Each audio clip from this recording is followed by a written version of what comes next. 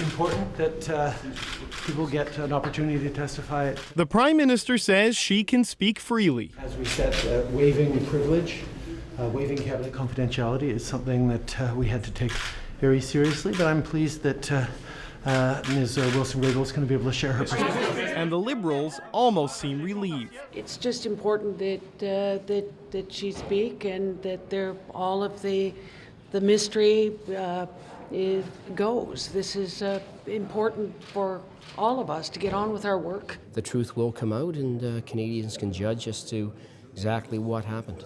Her testimony will be the most significant event in this story since the Globe and Mail first reported that she was pressured to intervene in the SNC-Lavalin file. To this point, only Canada's top civil servant has given an expansive, on-the-record account of what happened, insisting the government did nothing wrong in speaking to the former Attorney General. So I can tell you with complete assurance that my view of those conversations is that they were within the boundaries of what's lawful and appropriate. Through it all, Wilson-Raybould stayed silent.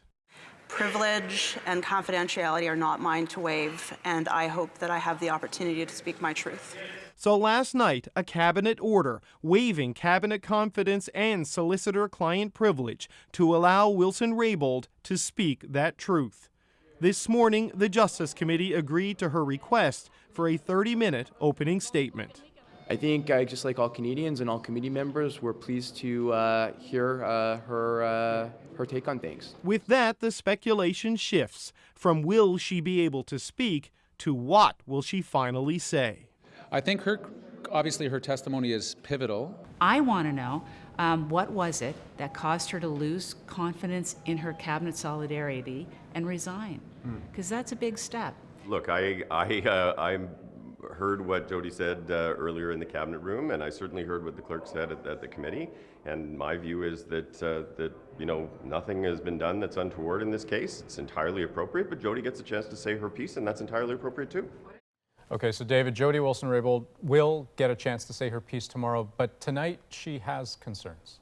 Yeah, that's right, Andrew. She sent a letter to the Justice Committee confirming she will appear tomorrow, but raising concerns as to what she can say due to the limitations in that cabinet waiver that was issued last night. And here's what she says in her letter. She calls it a step in the right direction, but says it falls short of what is required. And her reasoning is that it's because the waiver is limited to her time as Attorney General. It does not free her to speak freely about her time as Minister of Veterans Affairs or since her resignation from Cabinet. So it really stops her from talking about anything that's happened since around the mid part of January, including her presentation to Cabinet last week.